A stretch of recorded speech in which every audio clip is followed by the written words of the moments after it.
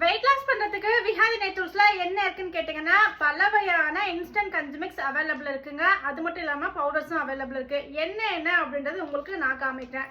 இதுதான் பாத்தீங்கன்னா வெயிட் லாஸ்க்கான கருப்பு கவுனி கஞ்சி மிக்ஸ். இதுல பாத்தீங்கன்னா கருப்பு கவுனி, மிளகு, சீரகம், பூண்டு, பார்லி, பாசிப்பருப்பு இந்த மாதிரி இன்கிரியன்ட் எல்லாமே ஆட் பண்ணி ஒரு இன்ஸ்டன்ட் கஞ்சி மிக்ஸா கொடுத்துருக்கோம். இந்த கஞ்சி மிக்ஸ் பாத்தீங்கன்னா ஒரு 2 டீஸ்பூன் எடுத்து தண்ணியில கட்டி இல்லாம கலந்துட்டு ஒரு 10 நிமிஷம் கொதிக்க வச்சிங்கன்னா கஞ்சி வந்து ரெடி ஆயிடும். ஆனதுக்கப்புறம் தயிர் மோர் ஆட் பண்ணிக்கலாம். சூடாக இருக்கப்போ தேங்காய் பால், இது உங்களுடைய ஃப்ளேவருக்காக தான். மார்னிங் பிரேக்ஃபாஸ்ட்டை ஸ்கிப் பண்ணிட்டு இந்த கருப்பு கவுனியை எடுத்துக்கிட்டோம்னா வெயிட் லாஸ் பண்ணுறதுக்கும் நம்மளுடைய ஃபுட்டை வந்து கண்ட்ரோல் பண்ணுறதுக்கும் ரொம்ப யூஸ்ஃபுல்லாக இருக்கும். இது கருப்பு கவுனி கஞ்சி. அப்படியே இது என்னன்றது பார்த்தீங்கன்னா கருப்பு கவுனி அரிசியோடைய மாவு. இந்த மாவு எதுக்கு யூஸ் ஆகுதுன்னு பார்த்தீங்கன்னா, எனக்கு இந்த மிளகு சீரகம்லாம் நான் அதிகமாக சாப்பிட மாட்டேன் வேணாம் அப்படின்றவங்களுக்கு இது பார்த்தீங்கன்னா தனி பவுடர். இதில் நீங்கள் நார்மலாக எப்பயும் போல் கஞ்சி அதே மாதிரி தான் 2 டீஸ்பூன் பவுடர் எடுத்து தண்ணியில் கட்டி இல்லாமல் கலந்துட்டு எக்ஸஸாக தண்ணி ஊற்றி ஒரு 10 நிமிஷம் குக் பண்ணிவிட்டு உப்பு போட்டுக்கலாம்.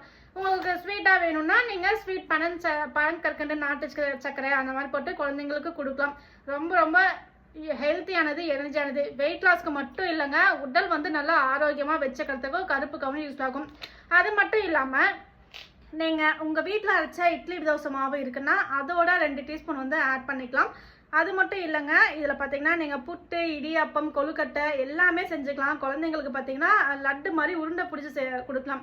லைட்டாக வந்து ஹீட் பண்ணிவிட்டு இதில் தேனோ நெய்யோ கலந்துட்டு நாட்டு சக்கரை, பனவெல்லம் அந்த மாதிரி மிக்ஸ் பண்ணிவிட்டு ஒரு உருண்டை பிடிச்சிங்கன்னா லட்டு வந்து ரெடி ஆகிடும். ஸோ இந்த மாதிரி டிஃப்ரெண்ட்டாக செய்கிறதுக்காக பார்த்தீங்கன்னா கருப்பு கவுனி தனி மாவும் கொடுத்துட்ருக்கோம், கருப்பு கவுனி கஞ்சி மிக்ஸும் கொடுத்துட்ருக்கோம். இது மட்டும் கிடையாதுங்க, கொள்ளுலையுமே பார்த்தீங்கன்னா நம்மக்கிட்ட 2 விதமான கொள்ளு அவைலபிள் இருக்குது. இது பார்த்தீங்கன்னா சாதாரண கொள்ளு, இது பார்த்தீங்கன்னா கருப்பு கொள்ளு. ஆனால் ரெண்டுமே முளை கட்டியிருக்கோம். முளை கட்டுறதுனால பார்த்தீங்கன்னா இதனோட சத்துக்கள் முழுமையாக வந்து சேரும். விஹாதி நேச்சுரல்ஸை பொறுத்தவரையிலும் ஒரு பருப்பு ஆட் பண்ணுறோம், சிறுதானியம் ஆட் பண்ணுறோம்னா அதை முளை கட்டாமல் உங்களுக்கு வரவே வராதுங்க.